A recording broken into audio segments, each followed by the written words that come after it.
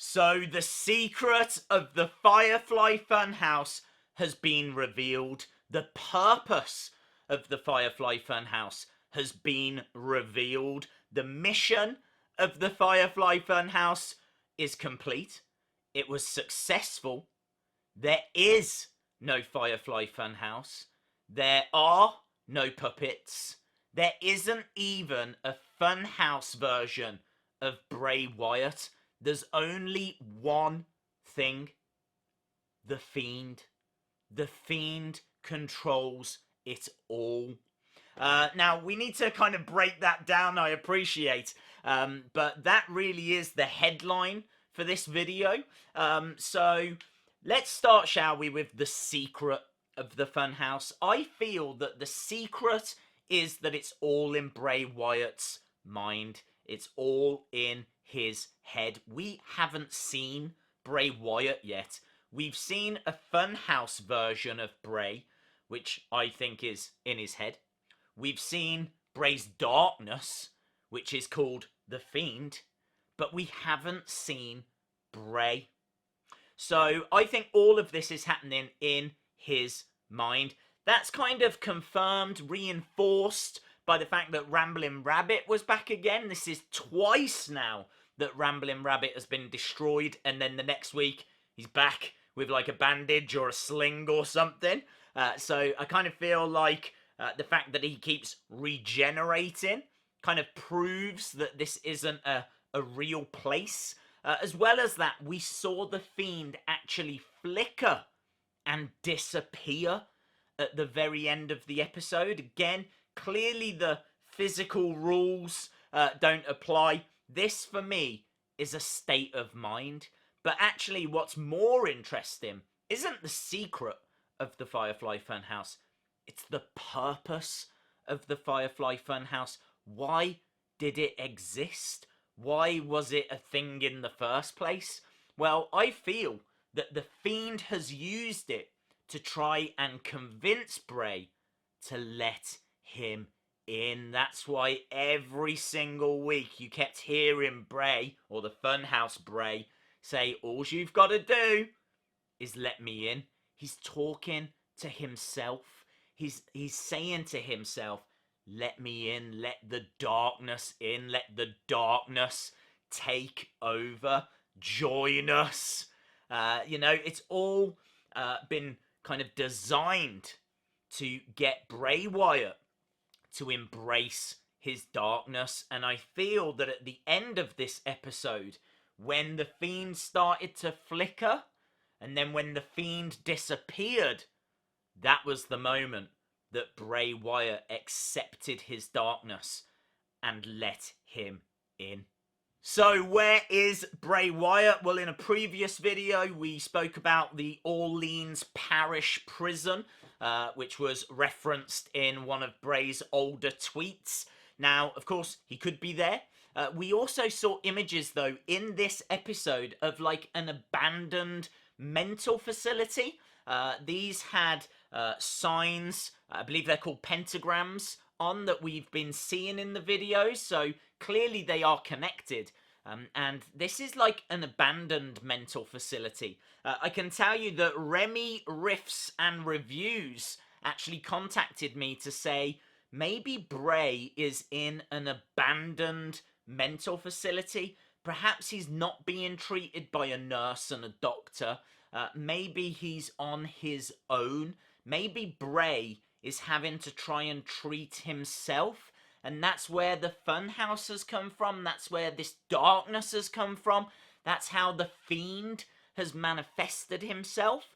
I really like that, because it is true. The compound has been burnt down. Like, I don't know where Bray calls home now.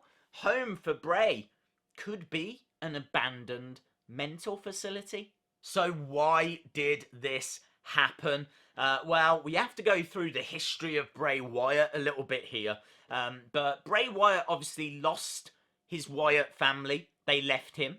As well as that, his compound was burnt down. Sister Abigail's soul was destroyed in the fire as well by Randy Orton. It would turn out that Bray felt that he could get a connection with Sister Abigail again. He actually covered her ashes over himself, said that he could connect with her once more. But then, of course, he had the feud with Matt Hardy. He was then thrown into the lake of reincarnation. And it was at that point, I think Sister Abigail really did leave Bray Wyatt when he emerged. He was a slightly different person. Obviously, he was a face for the first time in his career. He was working with Matt Hardy in a tag team, the Deleter of Worlds, and injury would then take that away from him as well. Bray Wyatt has lost everything. And honestly, I think he got to the point where he snapped.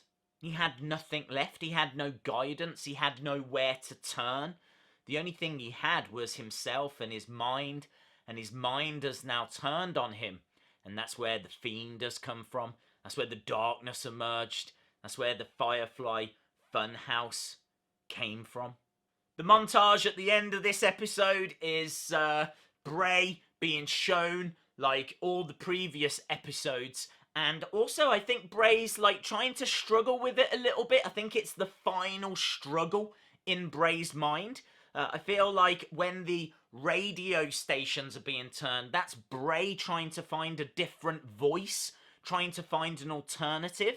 But the same song is on every channel. Yes, they were different musical styles, but it was the same song. It was the same message.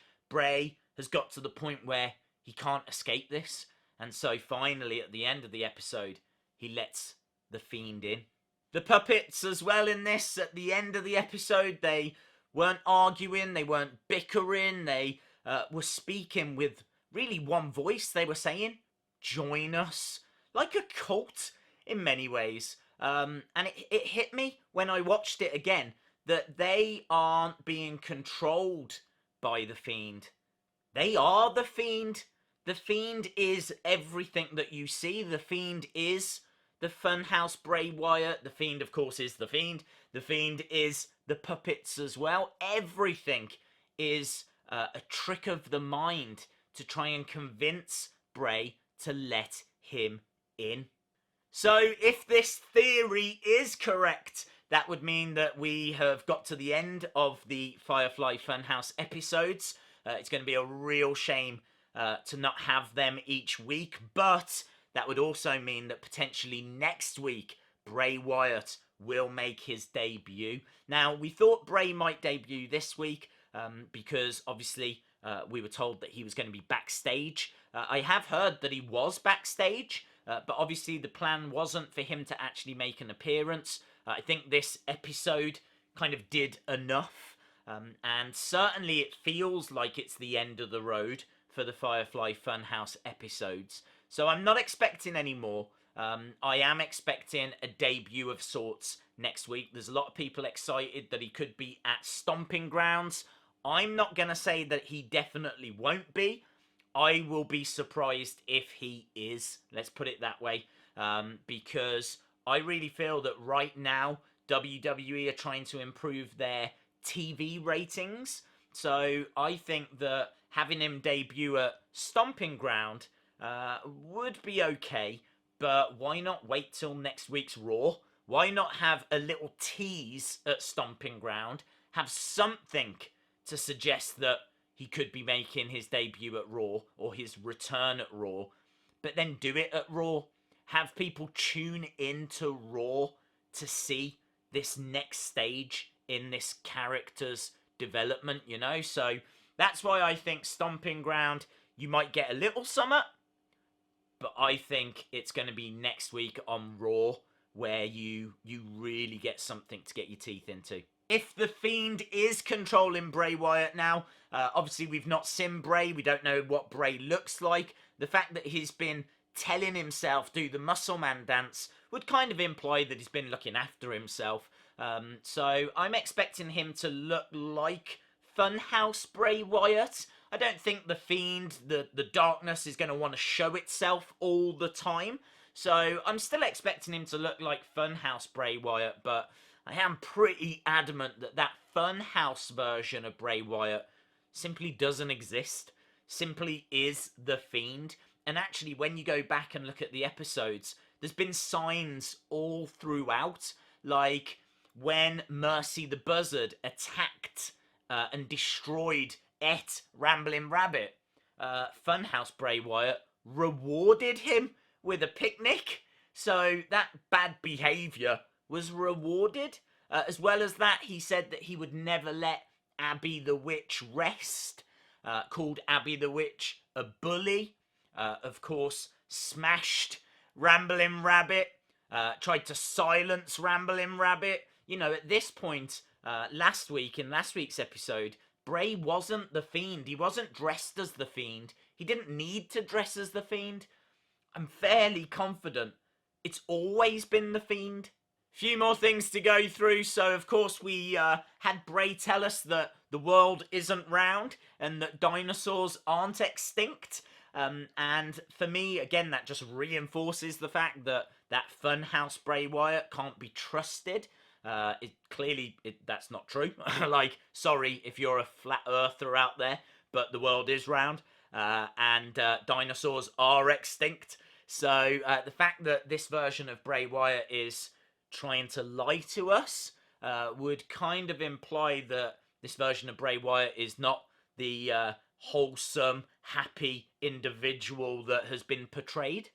Next, I really did enjoy these Hurt and Heal gardening gloves. Of course, this episode started off with gardening, and Bray was wearing some different gloves. They still had Hurt and Heal on, but they were gardening gloves. So I do want to give a thank you to Real Meta Hive for helping to identify those, because I was struggling to figure out why he was wearing different gloves. Max, in our live stream chat as well, was the first to point out that when Bray Wyatt said that some ideas have worms, that obviously is a reference to WrestleMania 33, because during his championship match against Randy Orton, they actually projected creepy crawlies and insects onto the ring.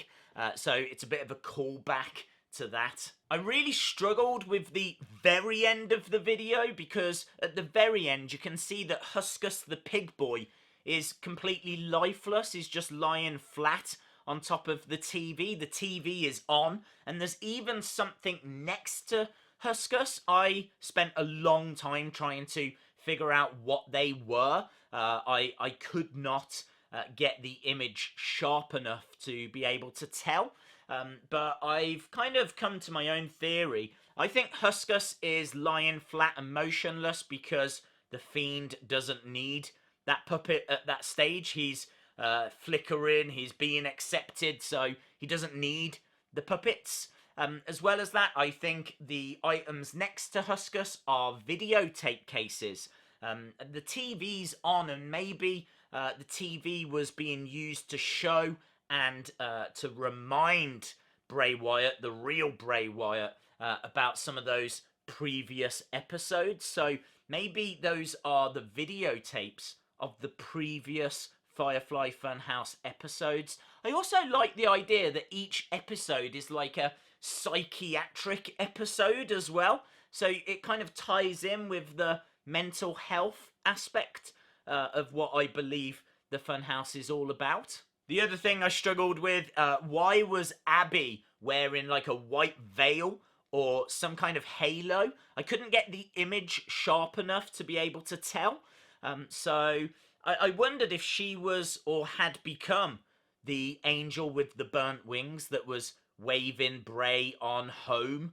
I couldn't quite tell with that. At the moment, I feel like that could be more of a reference to Los Angeles, which is where they were this week. So, yeah, still a few unanswered questions in regards to this week's episode. To finish off, though, I do have one more thing for you, and that is, why is the Fiend controlling Bray and not Sister Abigail again?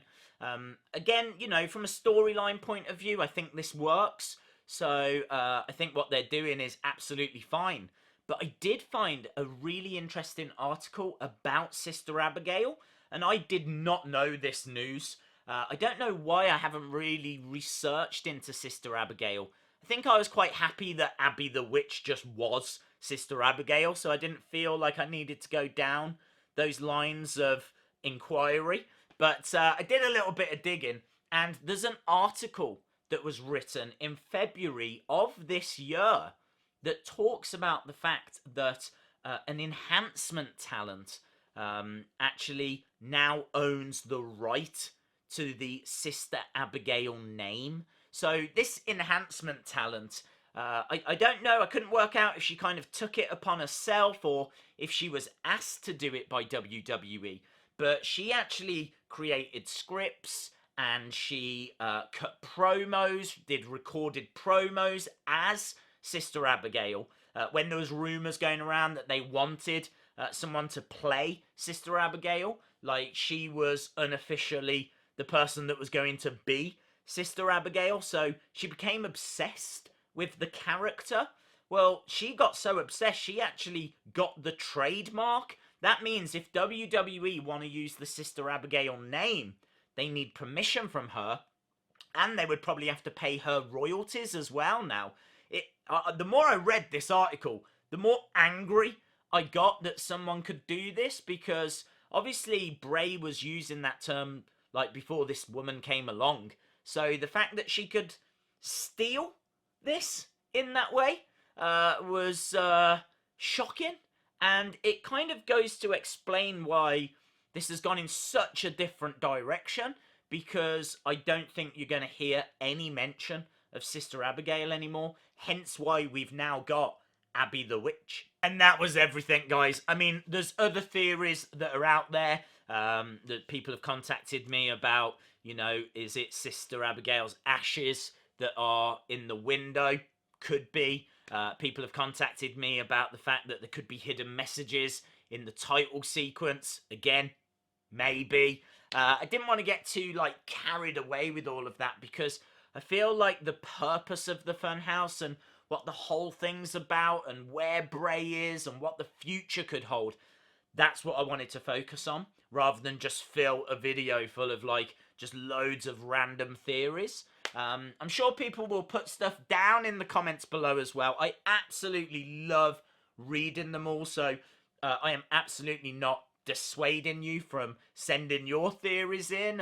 Again, I've loved reading them all, but I think once I got an idea as to really what I feel the Funhouse was all about, where we've been, where we're going, then that's what I wanted to do this video about. So let me know your thoughts in the comments below.